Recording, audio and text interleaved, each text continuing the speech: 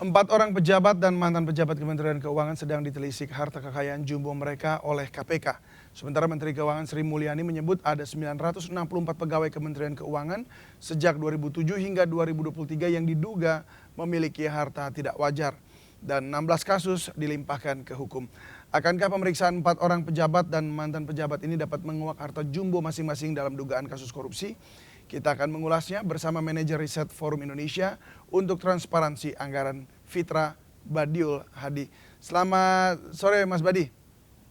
Selamat sore Mas David. Ya Mas Badi, ini kalau kita lihat kan yang diperiksa 16 akan diserahkan kepada aparat hukum begitu ya untuk disidik begitu. Nah menurut Anda apakah KPK akan menguak ini semua transaksi yang mencurigakan para pejabat yang melibatkan banyak sekali orang ini ya?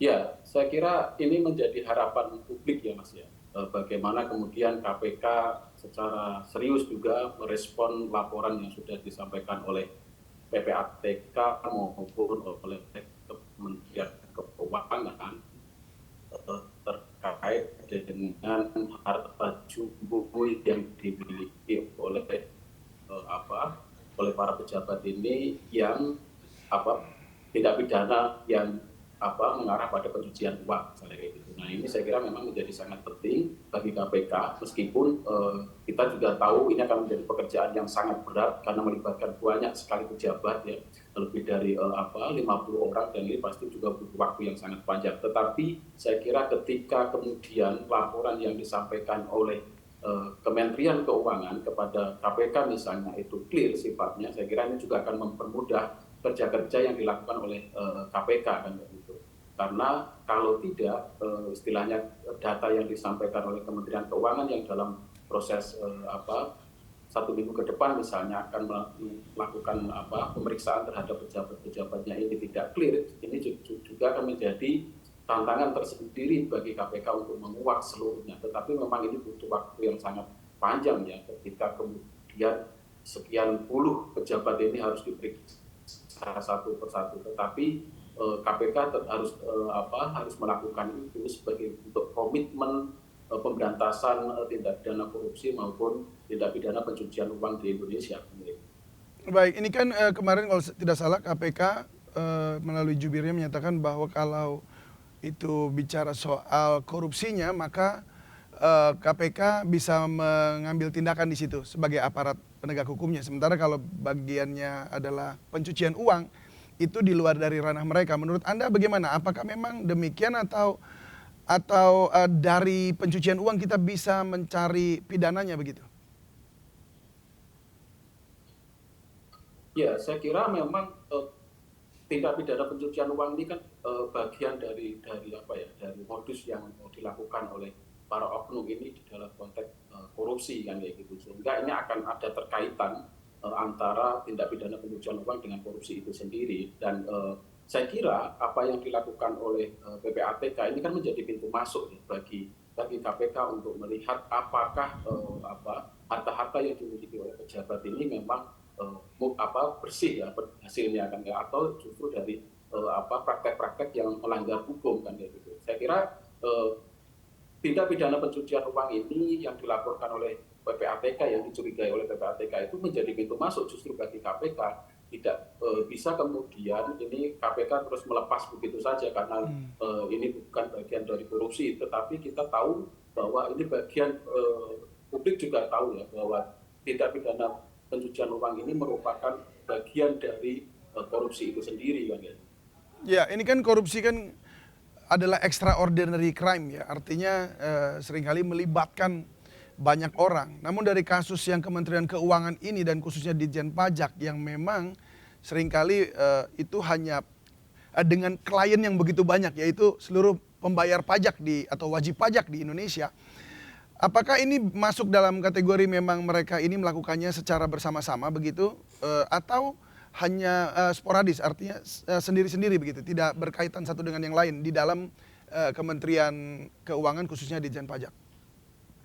Ya, kalau kita lihat perkembangan kasusnya misalnya Mas ya, kita bisa melihat bahwa ada upaya kerjasama ya yang dilakukan baik oleh pejabat itu sendiri maupun oleh anggota keluarganya. Misalnya kita tahu kasus RAT ya, itu juga melibatkan istri dari WS yang kemudian ternyata juga memiliki saham dari perusahaan yang dikelola oleh RAT misalnya. Artinya ini ada ketersambungan antara satu dengan yang lainnya.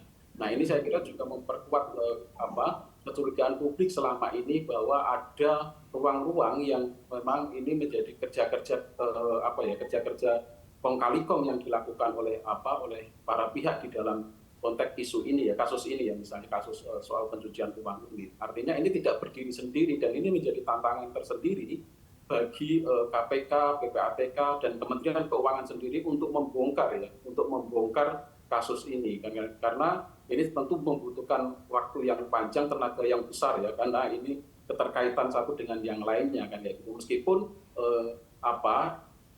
kita lihat ya dalam beberapa kasus ini memang ada keterhubungan antara satu pihak dengan pihak yang lainnya. Nah, ini yang saya kira menjadi pekerjaan rumah bagi KPK, Kementerian Keuangan dan PPATK untuk memastikan kepada publik bahwa kecurigaan bahwa ini kerja-kerja tindak pidana ini dilakukan secara berjamaah ini saya kira dan sistemik ini saya kira perlu dibuktikan secara lebih konkret oleh KPK misalnya. Ya, jadi kalau bisa dikatakan bahwa sekarang mereka menggunakan keluarga atau rekan-rekan yang disebut afiliasi itu tadi ya, sehingga memakai tangan-tangan atau nama-nama yang lain. Nah, tapi apakah memang banyak pejabat yang terindikasi melakukan hal seperti ini? Saya kira nanti pembuktiannya kan di hasil yang disampaikan oleh PPATK ya, Mas David ya. Karena kita juga tidak bisa kemudian mengande-ande ya, karena ini kan terkait dengan kasus hukum juga. Artinya ketika kemudian PPATK sudah memiliki data konkret bahkan yang kemarin disampaikan ke Pak Mahfud misalnya, itu kemudian tinggal dibuktikan benar ataukah tidak kan gitu. Nah, tahapannya di situ. Kalau kemudian kita bicara tentang konteks apakah ini bisa dilakukan atau tidak, saya kira kita optimis mendorong KPK melakukan ini dengan baik kan gitu. Isu ini kan mencuat karena viral ya Mas ya. Apakah ini menggambarkan lemahnya pengawasan inspektorat begitu? Ya, saya kira memang sistem pengawasan internal itu juga menjadi catatan selama ini ya Mas, bahwa banyak inspektorat mulai di kementerian, lembaga, di pemerintah daerah itu memang seringkali tidak berjalan dengan efektif sehingga celah-celah penyelewengan yang dilakukan oleh pegawai itu sangat besar kan gitu. Nah, kasus di JPK ini sebenarnya membuktikan betapa lemahnya kontrol pengawasan yang dilakukan oleh internal kan gitu. Kalau pengawasan di internal itu berjalan dengan baik, saya kira kasus yang hari ini ramai diperbincangkan publik tidak akan pernah terjadi kan itu. Nah, karena sistem yang tidak baik itu yang kemudian membuat kasus ini muncul di permukaan dan terlalu menjadi sorotan publik dan baru kemudian repot bersih-bersih kan kayak gitu. Kalau ini dari awal sudah clear pengawasannya kan tidak perlu repot bersih-bersih setelah ada kasus kan kayak gitu. Ya, kemarin itu sempat saat konferensi pers bersama Pak Mahfud MD, Bu Sri Mulyani menyampaikan bahwa sebenarnya mereka juga sudah melakukan artinya pengawasan itu, tapi memang hasilnya ketika ditemukan orang-orang yang melakukan tindak kejahatan pidana korupsi ini kemudian dikeluarkan atau dipecat begitu secara tidak hormat, namun tidak diumumkan. Menurut Anda apakah langkah ini adalah tepat begitu? Ya, saya kira ini bagian dari komitmen keterbukaan dan transparansi kelembagaan ya Mas ya, dan termasuk rangkaian dari reformasi birokrasi. Artinya apa? Pemerintah dalam posisi ini Kementerian saya kira harus membuka data juga, transparan kepada masyarakat juga. Siapa saja yang sudah ditindak sampai pada level pemecatan itu harus diumumkan. Saya kira harus diumumkan kepada publik sehingga publik tahu, oh ternyata benar si A ini sudah dipecat dan kayak gitu. Sehingga jangan sampai data ini ditutup ya, tidak dipublikasi dan kemudian menjadi kecurigaan publik bahwa ini tidak dilakukan secara serius.